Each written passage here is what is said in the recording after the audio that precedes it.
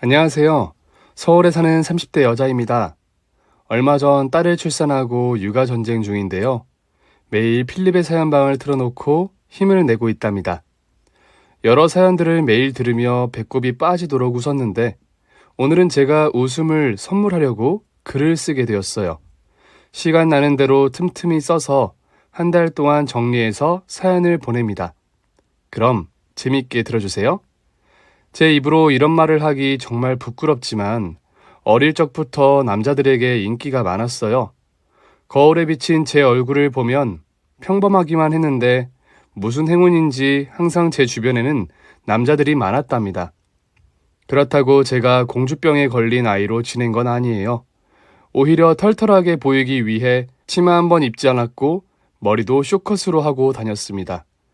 그래서 학창시절에 남학생들과 허물없이 지냈고 여자아이들에게는 인기 많은 보이시한 여학생이었습니다. 이게 제가 원하는 그림이었고 학창시절은 만족스러웠어요. 그런데도 제 얼굴만 보고 대시하는 남학생은 적지 않았습니다. 고등학교 때 여학생들에게 가장 인기 많았던 농구부 남학생이 있었는데 어느 날 저희 교실로 찾아와 저에게 고백을 하더군요. 교실 문을 열고 한 팔을 제 어깨에 올리더니 장미꽃을 물고 있던 입으로 최민수 말투로 말했습니다. 이경아, 나의 꽃을 받아줘. 너의 그 앵두 같은 입술로 줄기를 물어주겠니? 육갑, 칠갑 떨고 자빠졌네. 야, 이 새끼야, 불알 친구끼리 뭐하는 짓이야. 난 너와 친구 싫다. 남자가 되고 싶단 말이다. 자, 나의 마음을, 나의 장미를 너의 앵두 같은 입술로 받아줘. 교실에 있던 여학생들이 저를 부러운 눈으로 보더군요. 저는 이 오글거리고 느끼한 친구놈의 목을 두 손으로 감았습니다. 그때 다들 제가 키스를 할 줄 알고 소리를 질렀는데 그게 아니었습니다. 저는 친구 녀석의 목을 감고 무릎으로 쌍방울을 걷어쳤습니다. 퍽 소리가 나면서 친구놈은 개거품을 물더군요. 그러게 왜 나대고 지랄이야. 넌 내가 만만하냐 이 새끼야? 만만하다니. 난 이렇게 하면 널 가질 수 있을 거라 생각했어. 넌 내 여자니까. 이 새끼가 오늘 맞을 짓을 계속하네? 좋다 이 새끼야. 손 치워. 손 치우라고.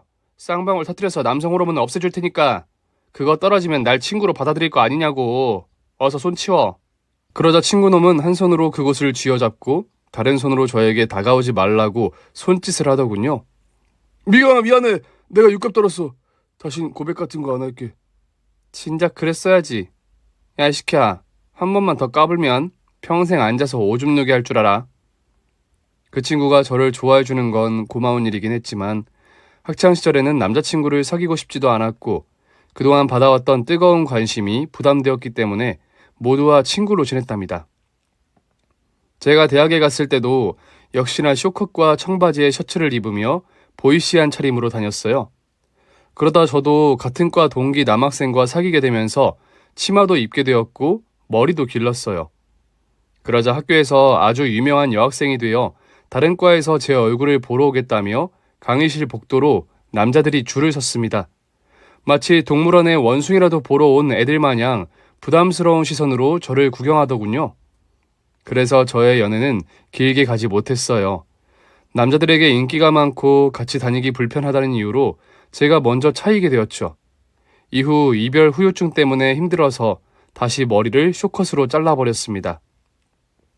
그리고 몸과 마음을 강하게 하고 싶어 복싱 체육관을 찾았답니다. 체육관에서는 다행히 저를 여자로 보고 들이대는 사람이 없었어요. 다들 운동하느라 여념이 없어서 제가 집중해서 운동을 할 수 있었죠. 3개월 동안 기초를 단단히 익히고 배웠더니 관장님이 아마추어 복싱 대회에 나가볼 생각이 없느냐고 물으셨어요. 하지만 저는 자신을 업그레이드하고 싶은 마음에 복싱을 한 것이기 때문에 이를 거절했습니다. 예쁘다는 소리를 듣는 일은 여전하긴 했지만 쉽게 보고 다가오는 남자는 더 이상 없더라고요. 그러던 어느 날 외계인같이 특이한 남자를 만나게 되었어요. 꽃미남에 잘 빠진 몸매를 가진 그는 회사에서 만난 동기였습니다. 인기가 엄청 많아서 여직원들의 고백을 수십 번 받았답니다. 외모는 아주 잘났는데 성격은 완전 여성적이었어요. 비품실에서 마주친 그 남직원이 저에게 생각지도 못한 부탁을 했습니다. 미경씨, 이것 좀 들어줄래요? 제가 손목이 약해서 들어올리지 못하겠어요. 비품 박스요? 그걸 들어달라고요? 아, 네네. 테이블 위에 올려드리면 되죠? 저는 한 손으로 상자 하나를 테이블 위에 올려줬습니다. 그러자 남직원이 환호성을 지르더군요. 어머, 미경 씨 땡큐요. 그런데 힘이 엄청 좋다. 혹시 용가리 통뼈예요? 난 두 손으로 들기도 힘든데 이걸 한 손으로 들다니 너무 매력적이시다. 뭘 이 정도 가지고. 아, 그리고 용가리 통뼈 아니고요. 누구나 이 정도는 힘을 쓰면서 살아요, 상철 씨. 우리 회사 여직원들은 다들 친절하던데 그게 다 제가 꽃미남이어서 그렇다죠? 미경 씨도 제 부탁을 들어준 이유가 절 좋아해서 그런 건가요? 도끼병이 심하시네요. 상철 씨 박스 하나 올려줬다고 좋아하냐고 물어요? 누가 들으면 초딩인 줄 알겠네요. 볼일 다 봤으면 비켜봐요. 저도 여기 필요한 물품 가지러 온 거거든요. 좋으면서 튕기기는 그렇게 아니라고 해도 내 눈은 못 속여요. 미경 씨도 날 좋아하는 게 분명해요. 맞죠? 자꾸 말도 안 되는 소리 하고 그러시면 혼납니다. 입 다물고 저리 가세요. 여자들은 꼭 마음을 들키면 화를 내더라. 오늘도 내 팬이 하나 더 생겼네. 미경 씨 날 좋아하는 건 상관없지만 제 스타일이 아니시니까 사귀자고 고백하고 그러지 마세요. 아셨죠? 그 남자가 회사에서 인기가 많은 건 알겠는데 도끼병이 심한 것도 사실이었어요. 제가 자기를 좋아한다고 확신하길래 저는 정신 차리라고 목에 두 팔을 감았어요. 어머머, 지금 나한테 키스하려고 그러는 거예요? 그렇게 원하면 한번 해드릴게. 자, 저는 그 남자의 목을 꽉 잡고 무릎으로 쌍방울을 걷어찼습니다.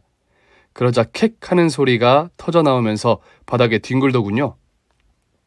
하여튼 말귀 못 알아듣는 것들은 한 대씩 맞아봐야 정신을 차리지. 야, 회사에서 내 얼굴 보면 눈 깔고 다녀라. 미경 씨 이게 뭐 하는 짓이에요? 아니면 아니지 왜 때리고 그래요? 내 소중이가 떨어져 나간 것 같다고요. 내가 그동안 걷어찬 쌍방울 중에서 가장 작은 것 같던데. 꼴의 남자라고. 야, 앞으로 조심해라. 그리고 새끼야, 이런 박스 하나 들어올리지 못해서 여자한테 부탁하냐? 나가 되져, 이 연약한 멸치 새끼야. 제가 제대로 참교육하자 그 남직원은 저만 보면 눈을 깔고 지나갔습니다.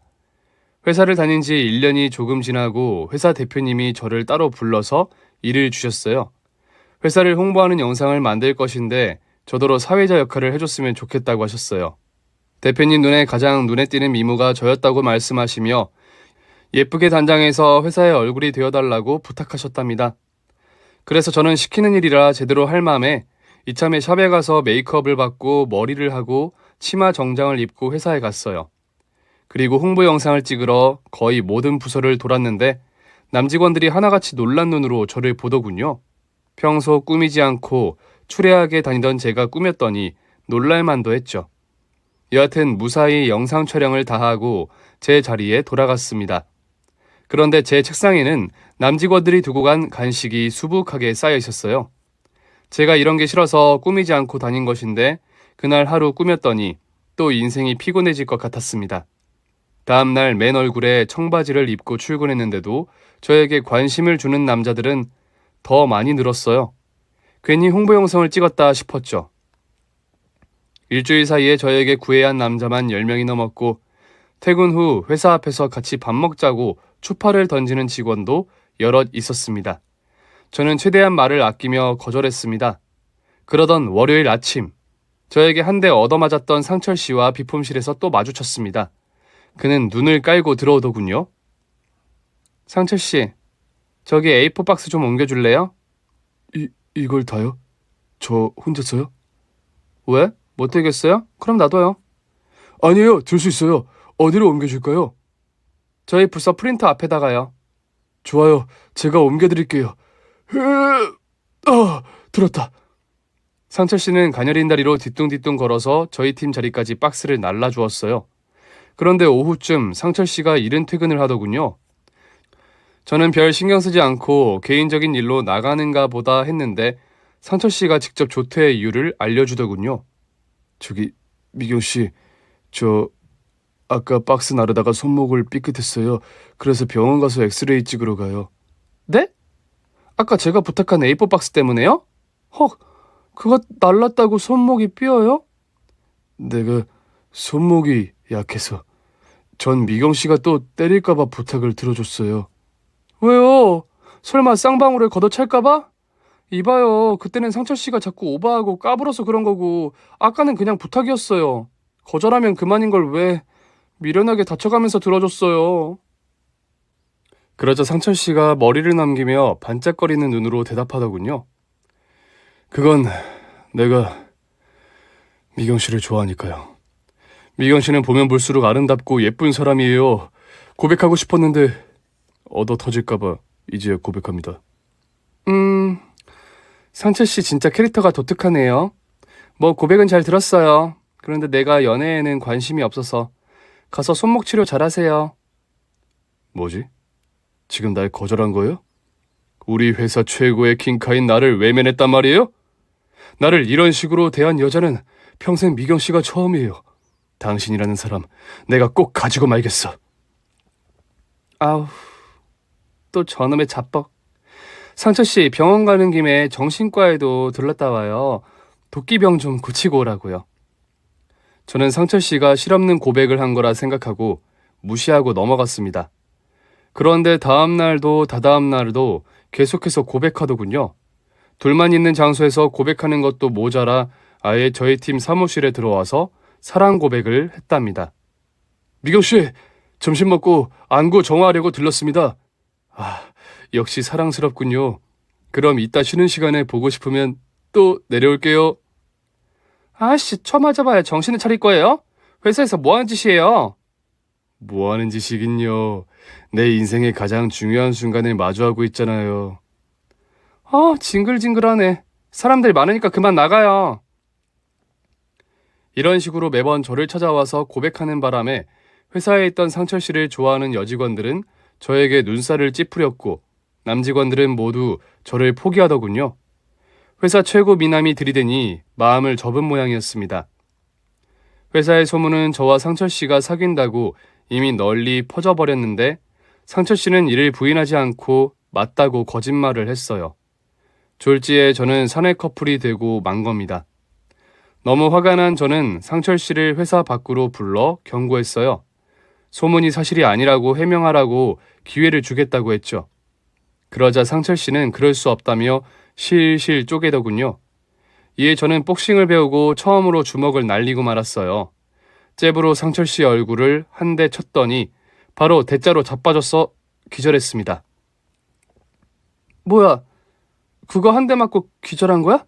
이봐요, 상철 씨, 숨 쉬어. 에이, 젠장할. 저는 기절한 상철 씨를 들쳐업고 가까운 응급실에 들어갔습니다. 그는 링거를 맞고 반나절 만에 깨어났는데 제 얼굴을 보자마자 그러더군요. 미경 씨, 저 죽는 줄 알았어요. 잠깐 하나님을 보고 온 것 같아요. 지저스 크라이스트.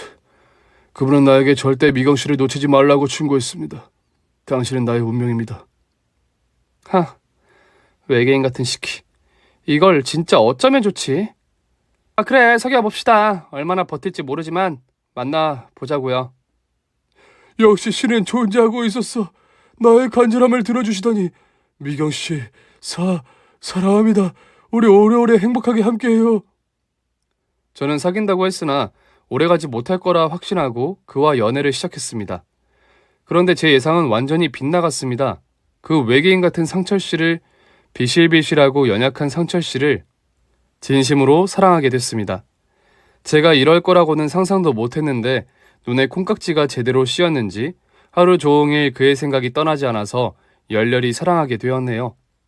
그렇게 1년 넘게 사내 커플로 부러움을 받으며 연애를 하고 나이 30이 지나면서 저희 두 사람은 결혼하기로 결심했습니다. 서로에게 부족한 부분을 채워주면서 평생의 동반자가 되기로 했죠. 저희 부모님은 상철 씨의 꽃미남 외모에 호감을 느끼긴 했으나 비실비실한 게 조금 아쉽다고 하셨어요.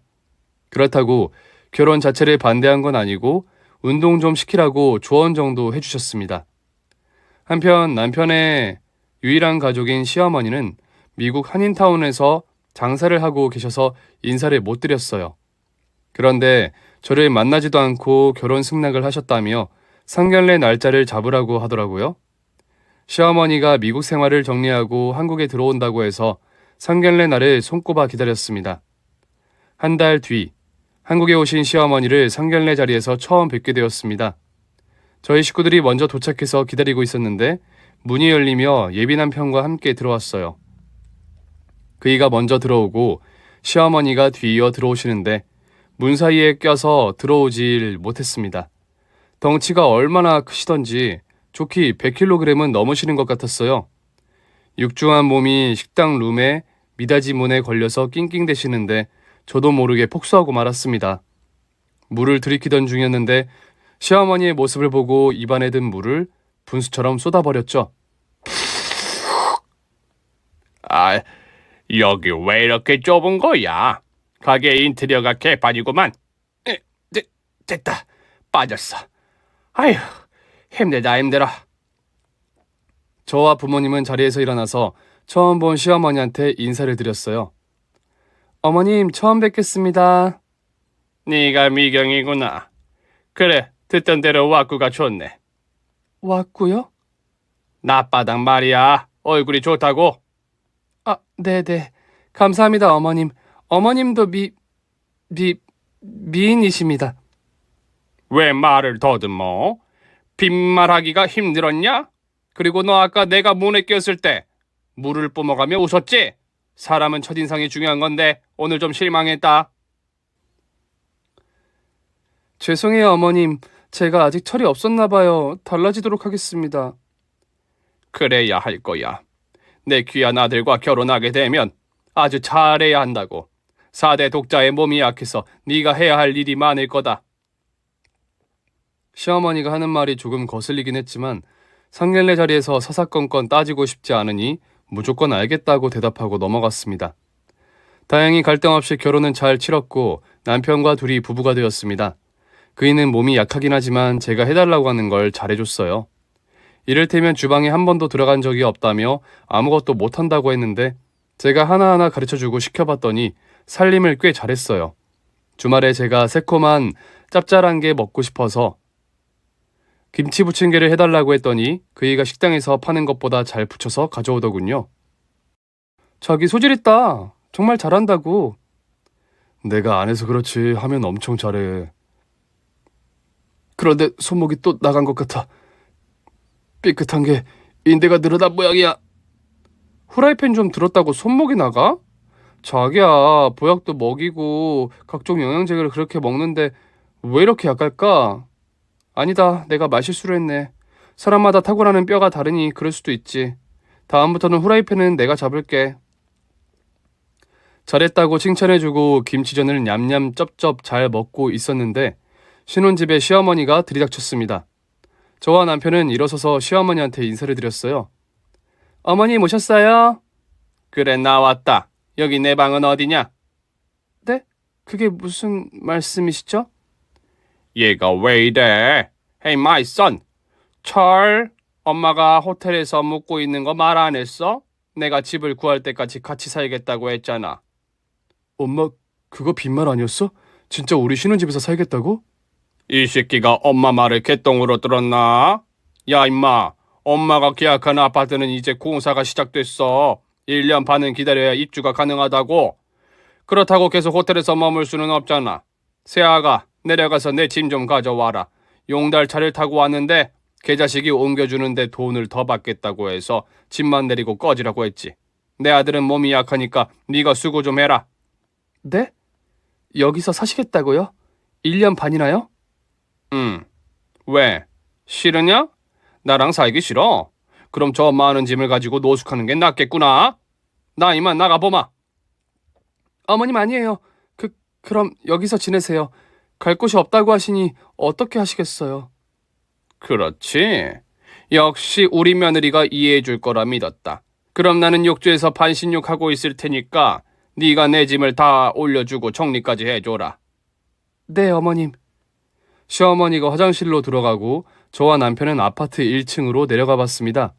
캐리어가 4개나 있고 짐보따리가 여러 개 있었는데 하나같이 무거워서 옮기기가 힘들었어요. 남편은 캐리어를 끌려다가 어깨가 탈골되었답니다. 저기야, 나 어깨가 빠질 것 같아. 뭐 어깨가 빠졌다고? 캐리어 끌다가 어깨가 빠질 수가 있는 거야? 여보 미안해. 내 몸의 뼈의 밀도가 다른 사람보다 약해서 잘 부러지고 빠져. 그럼 당신은 병원에 가봐. 난 짐 정리하고 있을게. 혼자 다녀올 수 있겠어? 아니, 나 병원 혼자서 못 가. 무서워서 옆에 보호자가 있어야 해. 당신이랑 같이 갈래. 알겠어. 다녀오자. 갔다 와서 어머님 짐 정리하자. 저와 남편은 가까운 정형외과에 가서 남편의 빠진 어깨를 끼워서 맞추고 붕대를 감고 진통제를 맞고 나왔습니다. 신혼집에 다시 갔더니 시어머니가 반신욕을 하다가 잠이 들었는지 화장실에서 코 고는 소리가 집안 전체를 울렸습니다. 저 혼자 짐을 옮기고 정리를 해놓고 시어머니를 깨우려고 노크했습니다. 어머니, 반신욕을 너무 오래 하시는 것 같아요. 그만 일어나세요.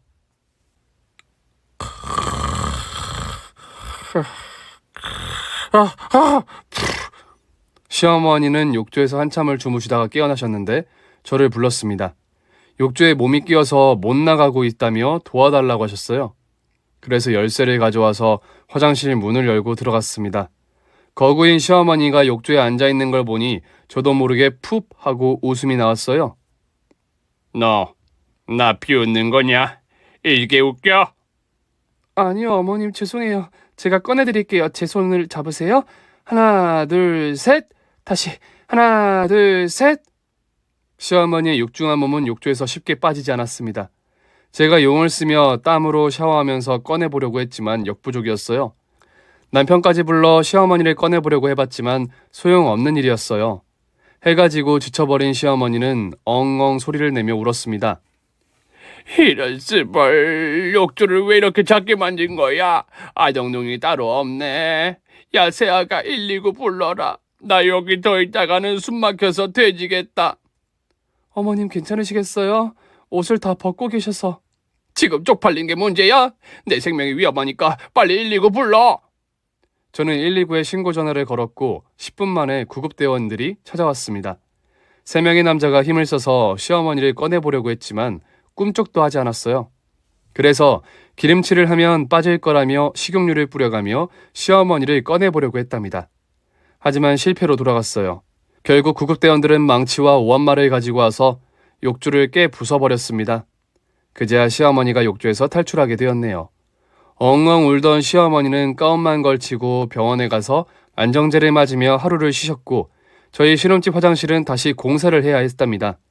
화장실이 넓지 않아 욕조를 더 크게 할 수 없다는 말에 그냥 욕조를 설치하지 않고 치워버렸습니다. 그리고 시작되는 시어머니의 동거는 아주 불편하다 못해 괴로웠습니다.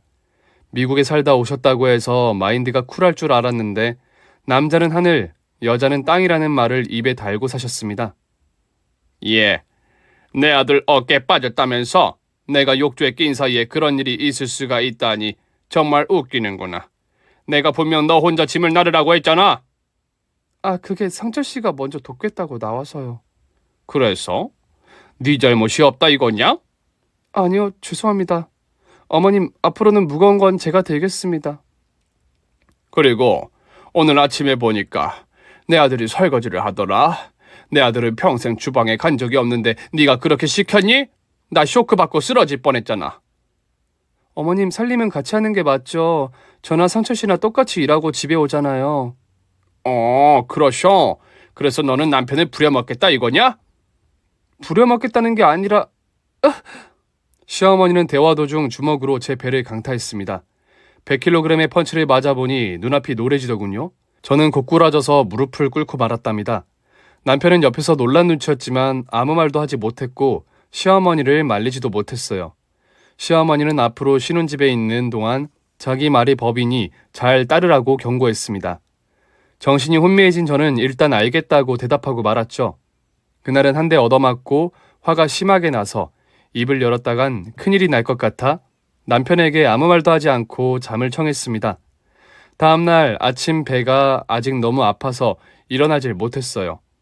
그러자 시어머니는 남편을 깨우더니 밖으로 보내고 저를 발로 차서 침대에서 나가 떨어지게 했답니다. 어머님 지금 뭐 하는 짓이에요? 내가 주방에서 널 3번이나 불렀어. 그런데 네가 내 말에 맛있게 씹는 것 같아서 들어왔다. 왜? 많이 아프니? 어머님, 저한테 손대지 마세요. 벌써 2번이나 저를 때리셨죠. 한 번만 더 때리면 저도 가만히 있지 않을 거예요. 아이고 무서워라. 왜? 샘이랑 머리끄댕이 잡고 맞짱이라도 뜨겠다는 거냐? 아니요, 이혼할 겁니다. 저도 집에서 귀한 딸로 자랐어요. 누구한테 맞아본 적 없이 살아왔는데 어머님이 주먹질 발길질하는 건 저는 용납 못합니다. 아, 그렇게 불쾌하셨어요. 네, 며느님 앞으로 건들지 않을 테니까 나와서 시키는 거나 해. 빨리 밥 차려. 다 엎어버리고 나갈까 했지만 한 번만 더 참아보기로 했어요. 저는 아픈 몸으로 밥상을 차렸습니다. 시어머니는 자기 숟가락에 밥과 반찬을 올려 남편에게 먹여주더군요. 우리 찰리, 마이 베이비 아주 큐티해. 엄마, 조금 그런데 와이프가 보잖아. 그게 어땠어? 얼른 마미가 주는 밥 냠냠 하세요. 그러자 그이는 시어머니가 주는 밥을 잘 받아먹더군요. 회사에 남편과 같이 출근하면서 제가 맞을 때 왜 가만히 있느냐고 묻지 않았어요. 다만 경고는 확실히 했습니다. 당신 다음에도 시어머니가 날 공격할 때 가만히 있으면 아웃이야. 끝이라고. 여보, 우리 엄마가 조금 거칠었지. 원래 성격이 불같은 분이라. 아가리 찢기 전에 닥치고 대답해. 알았어. 내가 중간에서 잘할게. 그리고 다시는 얻어맞는 일이 없도록 할게. 저는 마지막 기회를 주고 시어머니와 계속 동거했습니다. 몇 주 동안은 욕을 먹긴 했지만 손찌검을 하지 않아서 참고 넘어갔어요. 그런데 어느 날 시어머니가 저에게 가르쳐줄 게 있다면서 거실로 불렀어요. 예, 거기 앉아서 내 아들 발톱 좀 깎아줘라. 내 아들은 내성 발톱이어서 아주 조심히 깎아야 해. 네? 저더러 남편 발톱을 깎으라고요? 그래, 당연한 걸 왜 물어? 손톱 발톱 깎아주고 코털 빠져나오면 깎아주는 것도 다 네가 할 일이야. 내가 미국에 있는 동안 내 아들이 혼자서 관리했는데 너무 마음에 안 들게 깎았다. 그러니 내가 옆에서 알려줄 테니까 일단 뜨신 물부터 받아와라. 뜨신 물이요? 그냥 시키면 움직이지 꼭 대묻더라. 물로 불려서 깎아야 잘 깎이잖아. 어서 받아와. 저는 엉결결에 뜨신 물을 대야에 받아 거실로 갔고 남편이 발을 담그고 기다렸어요. 그리고 시어머니가 박수를 2번 치더니 말했습니다. 예, 무릎 꿇고 내 아들 발을 2손을 들어라. 그게 자세가 제일 편하니까 토달지 말고 움직여라. 저는 아무리 생각해도 이건 아닌 것 같아서 못하겠다고 대답했습니다. 어머님, 이건 좀 그러네요. 제가 꼭 시녀가 된 기분이에요. 무릎 꿇고 남편 발톱을 깎다니요? 지금은 21세기이지 조선시대가 아니잖아요. 이게 또 빡치게 하네. 야, 까라면 깔 것이지 어디서 까불어? 너 처맞고 싶어서 안 달랐니? 그런 거야? 그 순간 남편의 얼굴을 봤습니다. 그런데 그이는 고개를 돌리며 모르는 체 하더군요. 이 남편놈은 시어머니한테 한마디도 못하고 빌빌거리는 마마보이에 나이 처먹고 혼자 발톱도 못 깎는 등신이었습니다. 그래서 전 이혼을 결심하고 남편이 발을 담근 대야를 들어 시어머니와 남편에게 뿌려버렸어요. 이 거지 같은 것들아! 이게 지금 말이 되는 상황이야? 둘 다 정신과에 좀 가야겠어. 이 또라이 모자야. 이런 미친, 너 돌았구나. 막 나가겠다 이거지? 좋아, 받아주마. 이년아, 안 그래도 내 아들 부리는 거 마음에 안 들었는데 오늘 확실하게 조져주고 내쫓아주마. 남편은 소파에 고개를 숙이고 앉아 있었는데 정말 다행이었어요. 그이가 이제 와서 말리면 흔들릴 수도 있으니 끝까지 개자식으로 남길 바랐습니다. 육중한 돼지 시모녀는 저에게 주먹을 휘둘렀는데 복싱을 배운 제가 느려터진 주먹을 피하지 못할 일은 없었습니다. 엉성한 주먹질과 발차기를 하는데 여유롭게 피해가며 돼지년이 지치기를 기다렸습니다. 이윽고 숨을 헐떡이던 시모년이 동작을 멈추더군요. 이년 너 잠깐 기다려봐. 숨 좀 고르고 조져줄 테니까. 저는 주먹을 들고 시어머니를 때리려고 하는데 몸이 굳어버렸어요. 아무래도 똑같이 주먹질하는 건 아닌 것 같아 상황을 끝내고 나가려고 했습니다. 그만하시죠. 저 어머님 아들이랑 이혼할 테니까 거기서 숨이나 고르고 쉬세요. 전 이만 나갑니다.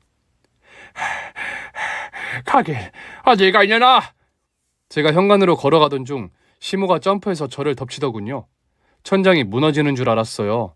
밑에 깔린 저는 돼지 시모년의 주먹질을 피하지 못하고 흠씬 얻어맞고 말았습니다. 무게가 보통 무거운 게 아니어서 힘으로 빠져나올 수가 없었어요. 결국 의식을 잃을 때까지 쳐맞고 나서야 남편이 119를 불러 시어머니에게서 벗어날 수 있었습니다. 심하게 다친 저를 본 친정 부모님은 바로 경찰에 신고하고 이혼 변호사를 선임했답니다.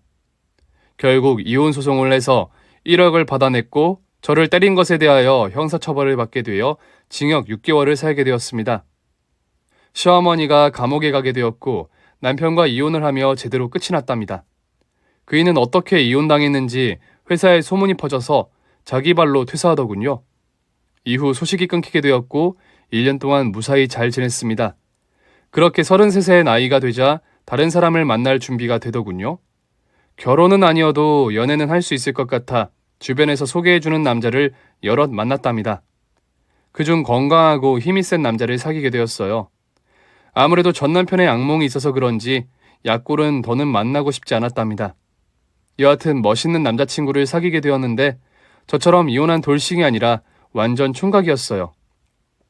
그이는 제가 이혼녀여도 상관없다며 정성을 다해주며 구애해줬답니다. 그래서 양심에 찔리지만 총각인 남자친구와 계절을 2번 보내며 연애를 했습니다. 그리고 어느 날 남자친구가 청혼을 하며 반지를 내밀더라고요. 저는 극구 사양하듯이 손사래를 치며 결혼은 도저히 못하겠다고 거절했습니다.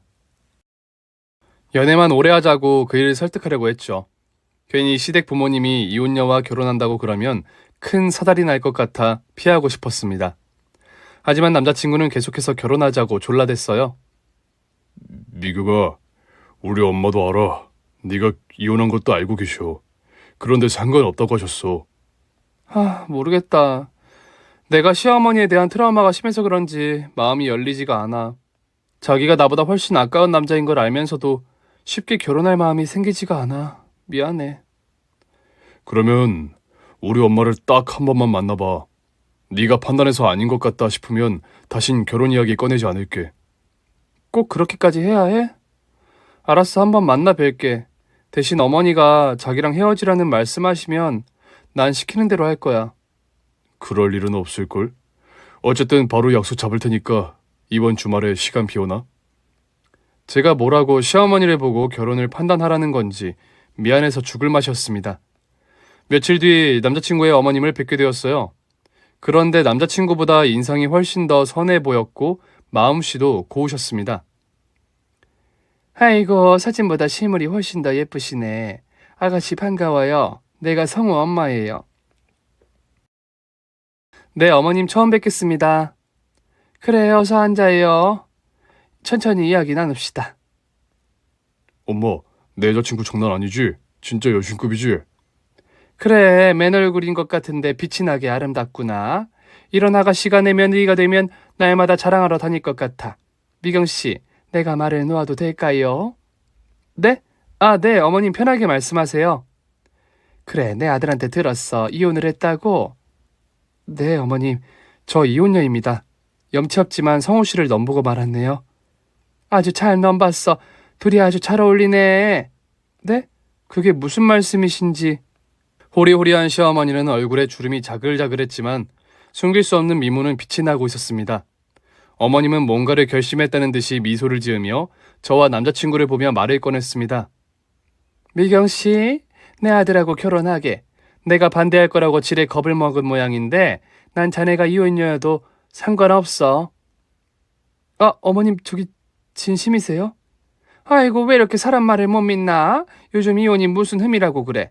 그리고 내 아들 놈도 만만치 않게 여자를 많이 만났어. 예전에는 여자친구랑 동거까지 했다니까? 정말요? 이렇게 반듯한 남자가요?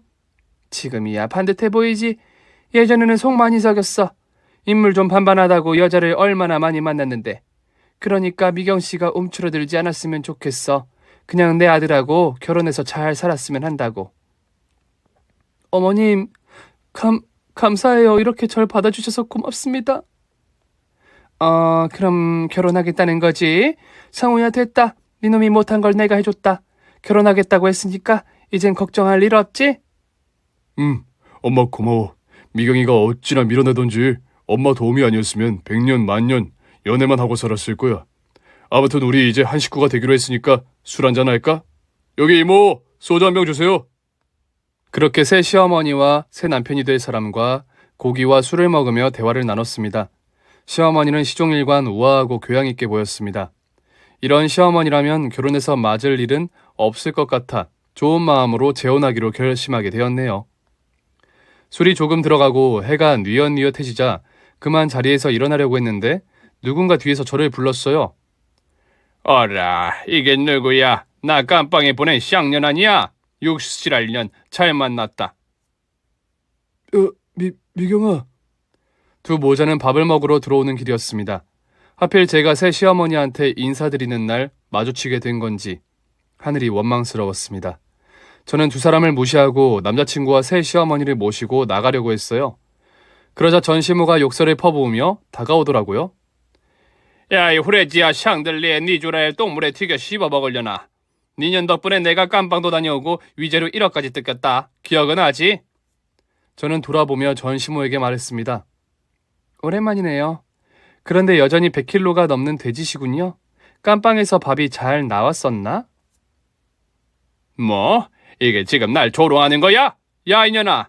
내가 니년을 다시 만나길 얼마나 기다려왔는 줄 알아? 이봐 아줌마. 지금 내가 중요한 분들과 있으니까 조용히 밥이나 먹어. 그 지방 덩어리를 유지하려면 돼지 기름을 꽤나 먹어야겠구만. 이년이 뭘 믿고 주동아리를 털지? 오늘 니년을 작살내고 미국으로 돌아가겠어. 자, 간다 이 썩을려나. 100kg 넘는 전시모가 뱃살을 출렁이며 달려들자 저도 복싱 자세를 취했습니다. 이번에는 봐주지 않고 제대로 박살내주려고 마음먹었죠. 전시모의 면상이 두 걸음 앞으로 다가왔을 때 주먹을 뻗으려고 준비하는데 제 옆에서 뭔가 훅 하고 지나갔습니다. 전시모는 테이블 하나를 두 동강을 내며 자빠졌어요. 저희 새 시어머니가 발차기로 멧돼지 전시모를 날려버린 겁니다. 여리여리한 시어머니가 어떻게 이런 능력이 있는 건지 물어보기도 전에 시어머니가 돼지년을 향해 하이킥을 날렸습니다. 바위가 깨지는 소리가 나면서 돼지년이 또 쓰러졌어요. 뭐야 이년, 이 말라깽이 년, 너 뭐하는 년이야? 자, 미경이 CM이 될 사람. 아하, 저 년이 새 시집을 가려고 계획 중이었구나. 그런데 어쩌냐, 저 년 면상을 갈아버려서 결혼식을 못하게 만들 거야. 설마 나한테 또 맞으려고? 그만 덤비는 게 좋을 텐데. 내가 방심해서 두어 대 맞아준 거야, 이 빼빼로년아. 이 내년 조지고 저 년도 조지겠어. 전시모가 무식하게 힘으로 달려들자 새 시어머니가 빠르게 피해서 종아리, 허벅지, 뱃살 옆구리, 머리를 쉬지 않고 발차기를 갈겼습니다. 돼지년은 한 대도 때리지 못하고 고깃집 바닥을 구르고 또 굴렀습니다. 한편 제 남자친구는 전 남편을 보고 괜히 화가 나서 한 대 때렸는데 대자로 뻗고 기절해 있었어요. 예나 지금이나 달라진 게 없었죠. 다시 새 시어머니의 공격을 구경하는데 발차기뿐만 아니라 돼지 같은 전시모를 유도 기술로 업어치기를 하더군요. 어머님, 어떻게 몸무게가 2배 이상 나가는 저 여자를 들어 내친 거죠? 아, 새아가 구경 잘하고 있지? 인연이 널 많이 때렸다는 건 들었다. 내가 오늘 다 갚아줄 테니 마저 구경해라. 네, 어머님, 파이팅! 시어머니는 멧돼지년을 양팔을 등 뒤로 부러지기 직전까지 꺾었습니다. 비명소리가 고깃집을 크게 울렸습니다. 아, 그만해. 내가 졌어. 항복할 테니까 놓아줘. 벌써? 그럼 일단 무릎 꿇고 내 며느리에게 사과해. 시어머니는 여전히 전시모의 두 팔을 등 뒤에서 꺾고 있었고 오금을 발로 쳐서 제 앞에 무릎을 꿇게 했답니다. 이런 젠장, 내가 이렇게 당하다니 분하다. 아, 그래. 더 맞아야겠지. 다시 일어날래? 아니야, 사과할게. 미경아, 미안하다. 내가 너한테 시짜지라고 괴롭히고 때린 건 모두 사과하마. 아줌마, 그럼 몇 대만 때려도 돼요? 뭐시여? 야, 내가 지금 비굴하게 사과하잖아. 그냥 조용히 끝내자고. 그럼 저희 어머님한테 더 맞으시던가. 난 사과 거부할게요. 알았다고. 때려라. 그 전에 한 가지 약속해 주세요. 신고하지 않겠다고. 물론 쌍방이라 아줌마도 똑같이 처벌받을 텐데 조용히 처맞고 여기서 끝내자고요. 오케이? 오케이. 난 전과가 있어서 어차피 신고할 생각 없었어. 얼른 날 때리고 끝내자. 이에 저는 복싱 자세를 취하고 전 시모의 면상에 원투를 꽂았고 어퍼컷도 해보고 라이트 레프트 훅을 사정없이 꽂아주었습니다. 화가 풀릴 때까지 실컷 주먹질을 했어요. 얼굴이 탱탱 부은 전 시모는 개거품을 물며 침을 질질 흘리며 애원했습니다. 그만 좀 때려라. 아파 죽겠어, 미경아. 제발 그만해. 여사님, 이제 제 팔 좀 놔주세요. 제가 잘못했으니 그만 보내줘요. 미경아, 어떻게 더 때릴래? 그럼 마지막 한 대만 더 칠게요. 자, 간다, 멧돼지년아! 저는 뒤로 물러났다가 달려가며 주먹으로 돼지년의 턱주가리를 날렸어요. 빠직하는 소리가 나며 아랫니가 빠져서 하나 떼구르르 바닥을 굴렀습니다. 그제야 속이 풀려서 그만 때리기로 했습니다. 전 남편은 의식을 되찾고 전 시무를 들어 올리려고 했어요. 무거워. 저기 미경아, 미안한데 택시 좀 불러줄래? 그리고 새남편 델푼한테 우리 엄마 좀 같이 들자고 해주면 안 될까? 연약한 전 남편은 비굴하게 도움을 청했습니다. 저는 씩 비웃으며 말해줬어요. 이 등신 같은 놈, 넌 하나도 변하지 않았구나. 내가 처맞을 때 구경만 하더니 네 엄마가 맞아도 가만히 구경만 하네. 아주 대단한 놈이야. 평생 그렇게 패배자로 살아라. 전 남편은 훌쩍거리며 눈물을 흘렸고 낑낑대면서 전 시모의 두 다리를 잡고 식당 밖으로 끌어냈습니다. 그것으로 개진상 돼지년과 멸치 대가리 전 남편의 악연은 끝이 났어요. 더는 트라우마 같은 건 남아있지 않았습니다. 그리고 저는 새 시어머니한테 궁금한 게 있어 바로 물었습니다. 어머님, 아까 그 발차기 뭐예요? 포물선을 그리며 엄청 강하던데요? 또 저 육중한 여자를 업어치기까지 하시고 어머님 혹시 저도 실수하면 그렇게 얻어맞는 건가요? 뭐야? 내가 며느리를 때릴 여자로 보이니? 난 절대 내 식구는 건드리지 않아. 그러니까 괜한 걱정하지 말아라. 그리고 내가 이 빼빼 마른 몸으로 싸우는 걸 보고 놀랐지? 내가 5년 전에 은퇴하긴 했지만 백골 특공대 지휘관 출신이다. 군발이었다 이거지. 백골 부대요? 거기 들어봤어요. 텔레비전에 무시무시한 부대라고 나오고 그러지 않았어요? 뭐 그냥 훈련이 조금 빡센 정도지. 별거 없어. 간첩 잡아서 족친 적이 몇 번 되고 또 젊었을 때는 북한에 넘어가서 간첩 일도 하고. 에휴, 별거 아니야. 그리고 이젠 미경이 네 시엄마이지. 다른 직업은 없다. 남자친구에게 들어보니 시어머니는 보통 사람이 아니라고 하더군요. 대통령 표창은 기본에 훈장도 여러 개 받으셨답니다. 저는 감탄사를 자아내며 시어머니를 신기하게 바라보았고 때려눕힌 전시물을 생각하며 깔깔 웃기도 했습니다. 그렇게 의미 있는 밤을 보냈네요. 얼마 뒤 남자친구와 재혼을 하게 되었고 신혼살림을 차렸는데 시어머니는 신혼집에 아예 오지 않으십니다. 반찬도 현관 앞에 놓고 그냥 가셨어요. 제가 부담을 가질까봐 밖에 식당에서만 만나고 시댁에도 잘 부르지 않으시고 있답니다. 이제 결혼한 지 3년이 넘어가고 있는데요. 딸아이를 낳고 육아하느라 여념이 없어서 시어머니한테 자주 도움을 청하고 있어요. 그래서 저희 고부 사이는 매우 돈독해졌고 행복하게 잘 지내고 있답니다. 지금까지 저의 인생 이야기와 전 시모에게 당한 복수전을 틈틈이 써봤는데요. 제가 글을 쓰면서도 마지막에는 피식하고 웃음이 나오네요. 멧돼지 전 시모가 응징당한 순간이 떠올랐거든요. 그럼 제 사연은 여기서 마치겠습니다. 끝까지 들어주신 여러분께 감사드립니다. 안녕히 계세요. 오늘 준비한 사연은 여기까지입니다. 재미있게 들으셨다면 구독과 좋아요, 알림 설정까지 눌러주세요. 그럼 저는 다음 사연으로 찾아뵐게요. 오늘도 건강하고 행복하세요.